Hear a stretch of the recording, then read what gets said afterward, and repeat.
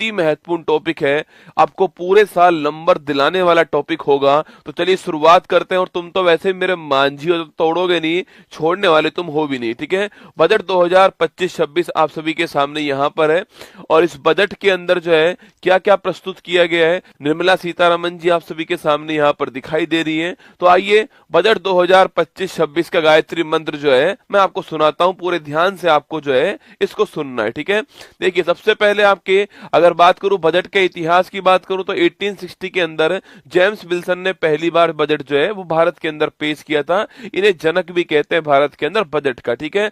जो बजट आपके अगर मैं बात करूं आजादी के बाद पहली बार बजट पेश करने वाले कौन थे, तो के षणमुखम सेठी जो है आपके, वो आजादी के बाद पहली बार पेश किया। और गणतंत्र भारत की बात करूं आपसे, रिपब्लिक भारत की बात करूं तो आपके वो जॉन मैथाई साहब जो है इन्होंने पेश किया। सर्वाधिक बार बात करूं आपसे तो मोरारजी देसाई साहब ने सर्वाधिक बार पेश किया है।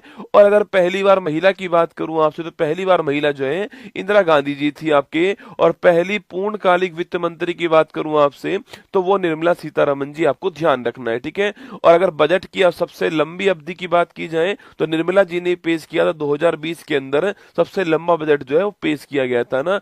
बजट 25-26 जो है अगर इसकी बात की जाए आपसे तो वित्त मंत्री निर्मला सीतारमन जी 8वीं बार बजट जो है वो पेश करती है इस बार आपके। और ध्यान रखना है जो आपके मोरारजी देसाई साहब उन्होंने आपके 10 बार बजट पेश किया था, ठीक है। और ये 1 फरवरी की तारीख को निर्मला सीतारमन जी के द्वारा पेश किया गया ना।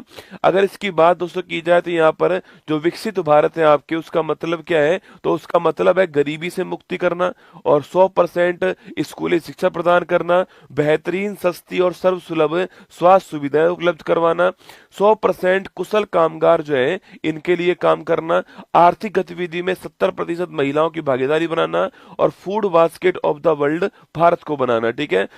मतलब कि गरीबी से मुक्ति पहला, सेकंड आपके क्वालिटी एजुकेशन, थर्ड जो है वो आपके हेल्थ सर्विसेज, फोर्थ है आपका स्किल्ड लेबर, पांचवा है महिलाओं की भागीदारी बढ़ाना और छठा है food basket of the world. ये विकसित भारत के अंदर आएगा, आपको ध्यान रखना है। ये 6 पॉइंट एग्जाम में आपसे पूछ सकता है। इसके बाद बात करूं दोस्तों आपसे यहाँ पर, तो जो बजट 25-26 है उसकी यात्रा के 4 इंजन है। एक उसका ईंधन है और एक उसका क्या है मार्गदर्शन है और एक उसका गंतव्य है, ठीक है। हमें कहां तक पहुंचना है, हमें पहुंचना है विकसित भारत तक। कहां तक पहुंचना है हमको, विकसित भारत तक हमको पहुंचना है, ठीक है। अगला पॉइंट पूछूं आपसे, इसको पहुंचाने के लिए हमको मोटिवेट कौन करेगा, समावेशिता जो है वो हमारा मार्गदर्शक होने वाली है, ठीक है। अगर बात करूं आपसे ईंधन क्या होगा, तो ईंधन हमारा होगा सुधार, क्या होगा, रिफॉर्म। किस में रिफॉर्म करना, 4 इंजन में रिफॉर्म करना। ये 4 इंजन कौन कौन से होंगे, तो ध्यान रखिएगा, कृषि एक इंजन होगा। इसके अलावा दोस्तों एमएसएमई जो इंजन होने वाला है, इसके अलावा निवेश एक इंजन होने वाला है और इसके अलावा निर्यात। तो 4 इंजन होने वाले कौन कौन से, ये महत्वपूर्ण सवाल है। 4 इंजन कौन कौन से होंगे, एग्रीकल्चर, एमएसएमई, निवेश इन्वेस्टमेंट और निर्यात, ये 4 इंजन होंगे, ठीक है। और ईंधन क्या होगा, सुधार जो है वो ईंधन होगा, ठीक है। और मार्गदर्शन क्या होगा, समावेशिता होगा, ठीक है। और गंतव्य क्या होगा, कहां तक पहुंचना है हमको, विकसित भारत तक पहुंचना है, ये हमारा डेस्टिनेशन होने वाला है, ये आपको ध्यान रखना है, ठीक है। चलिए दोस्तों आगे बढ़ते हैं। पहला इंजन आपके कौन सा हो गया है, कृषि आपका पहला इंजन है, ठीक है। कृषि की अगर मैं बात करूं आपसे यहाँ पर, तो एक योजना हमने स्टार्ट कर दी है, प्रधानमंत्री प्रधानमंत्री धन धान्य कृषि योजना। कौन सी है, प्रधानमंत्री धन धान्य कृषि योजना हमने स्टार्ट की है। इसका उद्देश्य है कृषि की जो उत्पादकता है उसको बढ़ाना है और 100 जिलों के अंदर इसको स्टार्ट किया है, ठीक है। तो पहला क्वेश्चन हो गया, 100 जिलों के अंदर स्टार्ट किया गया है। उद्देश्य क्या है इसका, उद्देश्य यही है इसका कि जो प्रोडक्टिविटी है आपकी, उत्पादकता को बढ़ाना उद्देश्य हो गया है, ये आपको ध्यान रखना है। प्रधानमंत्री धन धान्य कृषि योजना सवाल पूछ सकता है और 1.7 करोड़ किसान जो है इनको इससे फायदा होने की उम्मीद है, ठीक है। आगे बढ़िए तो आपके अगला क्वेश्चन आपके सामने यहाँ पर जो है कि दलहनों में आत्मनिर्भरता मिशन, ठीक है। ये भी एग्जाम में सवाल बन सकता है कि दलहन जो है इसमें जो आत्मनिर्भरता है, इसकी बात करूं आपसे तो कितने साल के लिए होता है, 6 वर्ष के लिए होता है। कितने साल के लिए, 6 वर्ष के लिए मिशन है। अगला क्वेश्चन है, 3 तरह की दाल इसमें, तूर या फिर अरहर हो गई, उड़द हो गई और मसूर हो गई, ठीक है। तो तूर, उड़द और मशहूर, ये तीनों दाल इसके अंदर होने वाली है और 6 वर्ष के लिए मिशन होने वाला है। एग्जाम में सवाल पूछ सकता है कि दलहन के लिए जो आत्मनिर्भरता मिशन है वो कितने वर्ष के लिए है? 6 वर्ष के लिए। कौन कौन सी दाल है? तूर, उड़द और मसूर जो है, ये 3 दाल इसके अंदर होने वाली है। ठीक है, इसके बाद दोस्तों सब्जियों और फलों के लिए भी मिशन आपका स्टार्ट किया गया है। श्री अन्न मिलेट्स के लिए भी मिशन स्टार्ट किया गया है और 2023 को आप जानते हो श्री अन्न मोटा अनाज का वर्ष जो है वो भी घोषित किया गया था। ठीक है, आगे चलिएगा। बिहार में मखाना बोर्ड, ठीक है, मखाना बोर्ड कहां पर बनेगा? बिहार के अंदर बनेगा।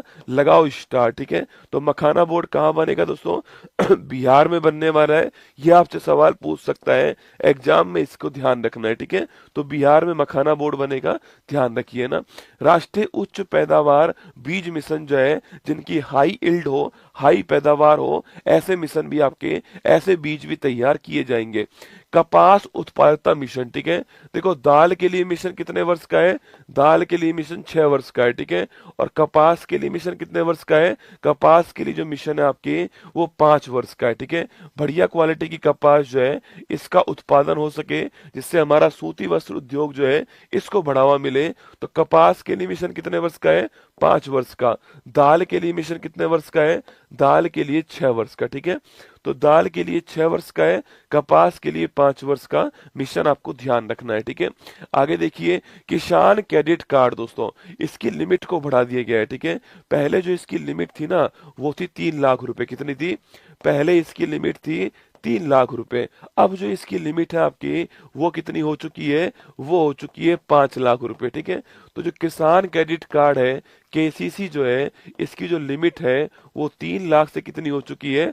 5 लाख रुपए हो चुकी है। महत्वपूर्ण क्वेश्चन है, इसको आपको ध्यान रखना है। केसीसी की लिमिट कितनी हो चुकी है? 3 लाख रुपए से बढ़ा करके 5 लाख रुपए हो चुकी है, ये आपको ध्यान रखना है। ठीक है, चलिए आगे बढ़ते हैं। नेक्स्ट क्वेश्चन, असम में यूरिया प्लांट दोस्तों ना, असम में कहां पर है? नामरूप के अंदर। ठीक है, तो असम में नामरूप के अंदर जो है एक यूरिया प्लांट जो है स्थापित किया जाएगा। लगाओ स्टार, महत्वपूर्ण क्वेश्चन है।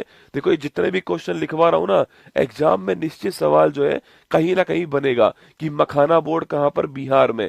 केसीसी की लिमिट कितनी हो चुकी है? 5 लाख हो चुकी है।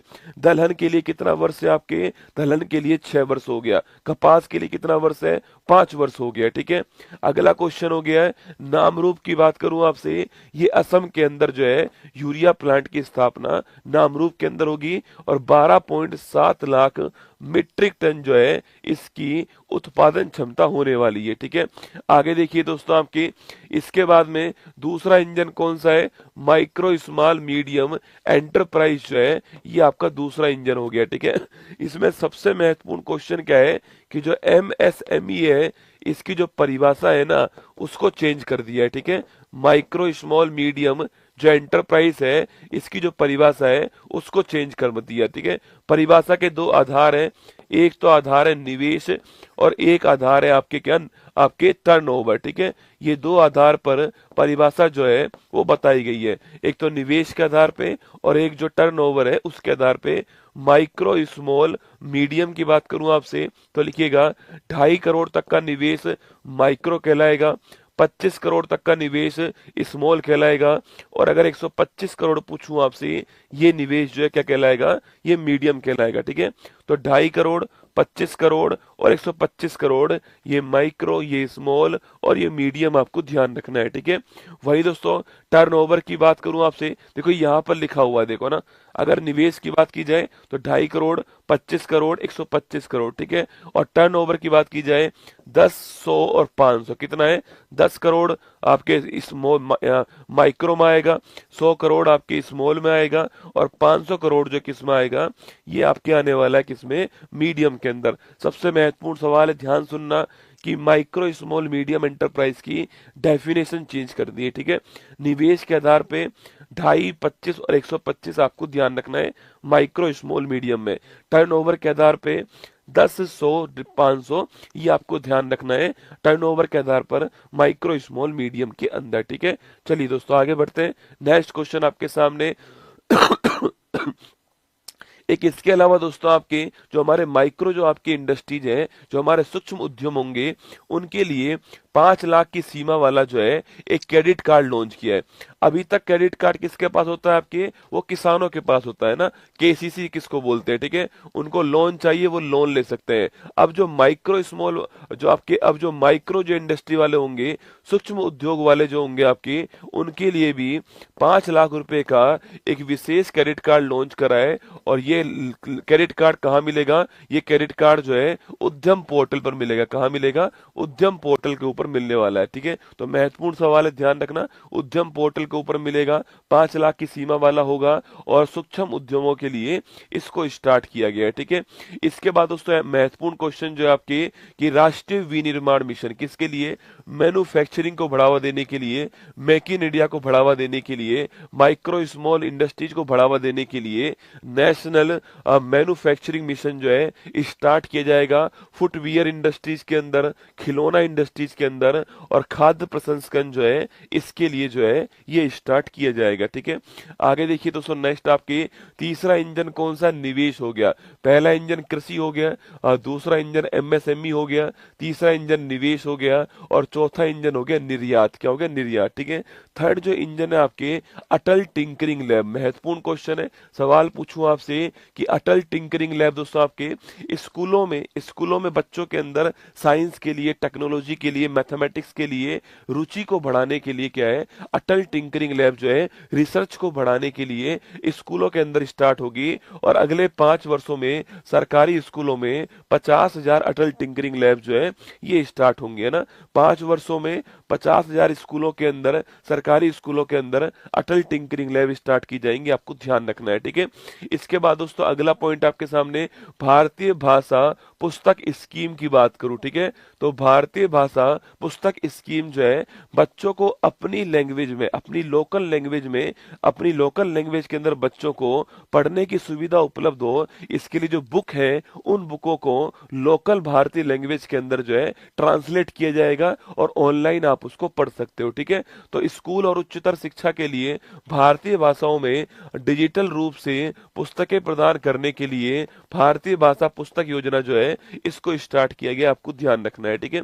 इसके बाद दोस्तों राष्ट्रीय कौशल उत्कृष्टता केंद्र ना, स्किल डेवलपमेंट की जाएगी और ये 5 आपके क्या होंगे, 5 राष्ट्रीय कौशल उत्कृष्टता केंद्र जो है एक्सीलेंस सेंटर स्थापित होंगे। मेक फॉर इंडिया और मेक फॉर द वर्ल्ड किसके लिए होंगे, मेक फॉर इंडिया, इंडिया के लिए बनाओ, और मेक फॉर द वर्ल्ड उसको फिर विश्व में एक्सपोर्ट करो, ये आपको ध्यान रखना है, ठीक है। आगे देखिए दोस्तों, शिक्षा में क्या होगा, आपके शिक्षा में एआई को बढ़ावा देने के लिए एक्सीलेंस सेंटर बनेगा और 500 करोड़ रुपए जो है वो इसके लिए आपके आवंटित किए गए, ठीक है। 500 करोड़ रुपए जो है वो इसके लिए आवंटित किए गए। कैंसर पे दोस्तों इस बार खूब ध्यान दिया गया है, कैंसर की दवाएं सस्ती की गई है आपके, और हर जिला अस्पताल में एक डे केयर कैंसर हॉस्पिटल जो है वो स्टार्ट होगा। 3 वर्षों में आपके सभी जिला अस्पतालों के अंदर जो है कैंसर के इलाज के लिए, कैंसर की देखभाल के लिए डे केयर कैंसर सेंटर केंद्र जो है वो आपके स्थापित किया जाएगा, आपको ध्यान रखना है, ठीक है।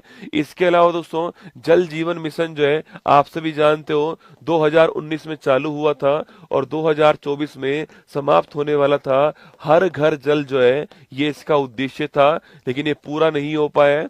अब इसको एक्सटेंड कर दिया है 2028 तक, ठीक है। तो जल जीवन मिशन जो है इसको 2028 तक जो है एक्सटेंड कर दिया गया है, ये आपको ध्यान रखना है, ठीक है। महत्वपूर्ण क्वेश्चन है, जल जीवन मिशन को कब तक के लिए एक्सटेंड किया है, 2028 तक के लिए एक्सटेंड किया गया है, ठीक है।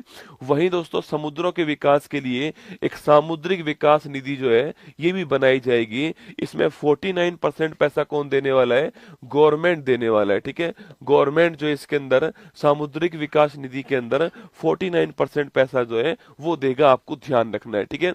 इसके साथ दोस्तों उड़ान योजना, उड़े देश का आम नागरिक, इसके तहत जो है अगले 10 वर्षों में 120 नए गंतव्यों की खोज की जाएगी और वहां तक जो है कनेक्टिविटी आपके स्थापित की जाएगी, ठीक है। इसके बाद दोस्तों बिहार में क्या होगा, तो बिहार में ग्रीनफील्ड एयरपोर्ट जो है इसकी स्थापना होने वाली है, ठीक है। तो बिहार में ग्रीनफील्ड आपके एयरपोर्ट की स्थापना की जाएगी और जो मिथिलांचल बिहार वाला इलाका है वहां पर पश्चिम कोसी नहर जो है इसका भी विकास किया जाएगा। ठीक है, तो बिहार के अंदर ग्रीनफील्ड एयरपोर्ट बनाया जाएगा और मिथिलांचल में पश्चिम कोसी नहर परियोजना जो है वो आपके स्टार्ट की जाएगी। ठीक है, इसके बाद दोस्तों आपके इसके बाद पूछूं आपसे, एक मिशन स्टार्ट होगा ज्ञान भारतम मिशन। कौन सा है? ज्ञान भारतम मिशन। इसमें दोस्तों 1 करोड़ से अधिक जो हमारी पांडुलिपि है ना, जो हाथ से लिखी गई आपके पांडुलिपि है, आपके हाथ से लिखी गई जो होती है, उनके संरक्षण के लिए क्या होगा? ज्ञान भारतम मिशन लॉन्च होगा। ठीक है, तो 1 करोड़ से अधिक जो पांडुलिपि है इनके संरक्षण के लिए ज्ञान भारती मिशन जो है, ज्ञान भारतम मिशन जो है वो स्टार्ट किया जाएगा। ये आपको ध्यान रखना है। ठीक है, चौथा दोस्तों इंजन कौन सा? आपकी निर्यात जो है, एक्सपोर्ट जो है, ये आपका चौथा इंजन हो गया। ठीक है, एक्सपोर्ट दोस्तों आपके चौथा इंजन हो गया, ये आपको ध्यान रखना है। और एक्सपोर्ट में आपूर्ति को बेहतर करने के लिए, सप्लाई को बेहतर करने के लिए एक भारत ट्रेड नेट प्लेटफॉर्म जो है इसको लॉन्च किया गया। ठीक है, तो एक्सपोर्ट में आपूर्ति को बेहतर करने के लिए भारत ट्रेड नेट प्लेटफॉर्म जो है इसको लॉन्च किया गया, आपको ध्यान रखना है। ठीक है, वहीं दोस्तों एक सबसे महत्वपूर्ण लिखना आपकी जो सुधार है ना, जिसकी मैंने कही थी आपसे कि इंजन का ईंधन जो है सुधार है, इस सुधार में बीमा क्षेत्र जो है हमारा, जो इंश्योरेंस सेक्टर है, इस इंश्योरेंस सेक्टर के अंदर पहले 74% लिमिट थी, अब वो कितनी हो चुकी है? आपके 100% जो है एफडीआई लिमिट कर दी गई है। लगाओ स्टार। ठीक है, तो अगर पूछूं आपसे कि जो बीमा क्षेत्र है ना हमारा, जो हमारा इंश्योरेंस सेक्टर है, इस सेक्टर के अंदर 74% से 100% जो है आपकी वो लिमिट कर दी गई। किसकी? एफडीआई की लिमिट हो चुकी है।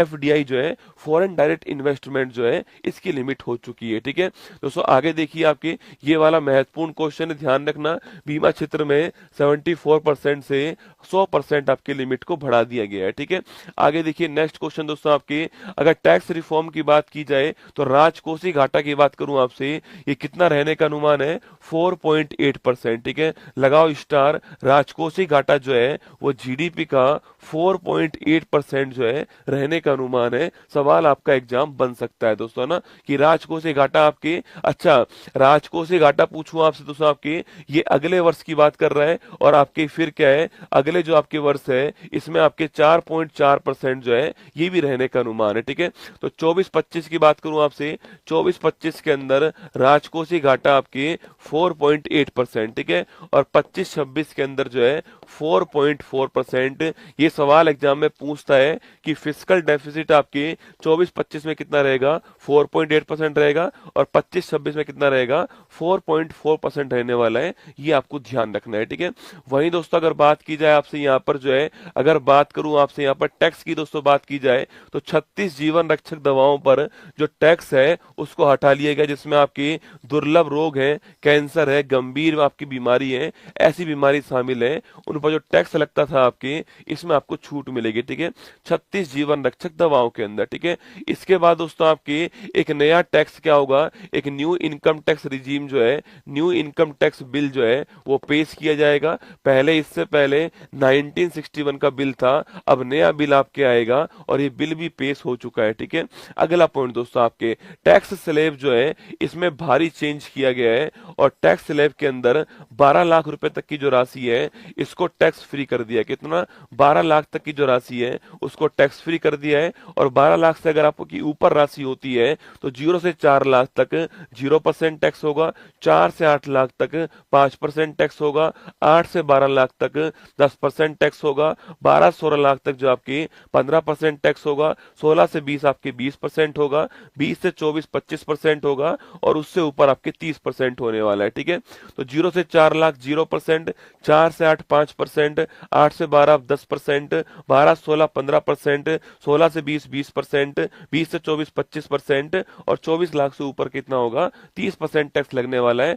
12 लाख तक क्या होने वाला है? टैक्स की छूट आपकी दी गई है। ये भी आपको ध्यान रखना है कि 12 लाख से ऊपर जो है, 12 लाख के ऊपर वाला मैंने आपको स्लैब दोस्तों दिखा दिया है। ठीक है, अब रुपया दोस्तों कहां से आता है और रुपया कहां जाता है? ठीक है, तो रुपया दोस्तों कहां से आता है, इस आने में पहला स्थान कौन सा है? उधार जो होती है पहले स्थान है, मार्केट बोरिंग पहले पहले स्थान है 24%। स्टार लगाना। सर्वाधिक रुपया भारत में कहां से आता है? उधार से आता है। कितना आता है? 24% आता है, ठीक है। उसके बाद निगम कर से आता है। कितना आता है? 17% आपके निगम कर से आता है। उसके बाद में उसके बाद में आपकी आयकर से आता है, ठीक है। तो पहला स्थान उधार हो गया, दूसरा स्थान इनकम टैक्स हो गया है। उधार से 24% आता है और जो इनकम टैक्स है उससे 22% आता है, ठीक है। तीसरा स्थान आपके जीएसटी का हो गया। किसका हो गया? जीएसटी का हो गया। तो पहला स्थान पूछूं आपसे, पहला जो स्थान है, पहला स्थान जो पूछूं आपसे, पहला स्थान आपके फर्स्ट जो स्थान आपके उधार का हो गया, दूसरा स्थान आपके आयकर का हो गया, तीसरा स्थान आपके किसका? जीएसटी का हो गया ना। तो उधार का 24% हो गया, आयकर का 22% हो गया और जीएसटी का आपके 18% हो गया, ठीक है। अच्छा, तो पहला स्थान उधार हो गया, दूसरा स्थान आयकर हो गया, तीसरा स्थान आपके जीएसटी हो गया ना। इसके बाद दोस्तों पूछूं आपसे कि सबसे अधिक पैसा कहां पर जाता है? सर्वाधिक पैसा जो है करों और शुल्क में राज्यों का जो हिस्सा है 22% पैसा यहां पर आता है, ठीक है। करों और शुल्क में राज्यों का जो हिस्सा है वहां पर 22% जो पैसा आपके वो जाता है, ठीक है। दूसरे स्थान पर कौन है आपकी? ब्याज अदायगी जो है, ब्याज अदायगी अगर पूछूं आपसे, इंटरेस्ट पेमेंट जो है ये 20% पैसा आपको ध्यान रखना है, ठीक है। तो पहला स्थान किसका हो गया? करों और शुल्क में राज्यों का हिस्सा हो गया और दूसरा स्थान किसका हो गया? ब्याज अदायगी का हो गया, ठीक है। लास्ट पॉइंट देखिएगा दोस्तों, अगर बात की जाए आपसे कि डिफेंस की बात की जाए तो डिफेंस में सर्वाधिक पैसा खर्च होगा भारत की ओर से, है ना। सेकंड स्थान पे ग्रामीण विकास होगा, ठीक है। तीसरे स्थान पर गृह मंत्रालय होगा और चौथे स्थान पर कृषि और समृद्ध आपके एग्रीकल्चर होगा। तो पहले स्थान पर खर्चा करने के मामले में डिफेंस होगा, दूसरे पे ग्रामीण विकास होगा, तीसरे पे गृह मंत्रालय होगा, चौथे पे आपके एग्रीकल्चर होगा, कृषि होगा। ये आपको ध्यान रखना है, ठीक है। कुछ रसगुल्ले दोस्तों ऐसे हैं जिनको पता है कि गायत्री मंत्र चल रहा है, मैं इसमें बीच में कोई भी जवाब नहीं दूंगा, पर फिर भी ढक्कन भाई साहब जो हैं लगातार कमेंट करेंगे, गुरुजी उत्कर्ष ऐप आपके नहीं चल रहा है, ये नहीं कर रहा है, वो नहीं कर रहा है, बफरिंग बीच में हो गई है। अरे मुझे पता है, सारी बातें मुझे पता है, पर ये गायत्री मंत्र में भविष्य के लिए आपके लिए बनवा रहा हूं इसको। भविष्य में सोचो, मैं आज जवाब दे रहा हूं आपको कि उत्कर्ष ऐप नहीं चल रहा है,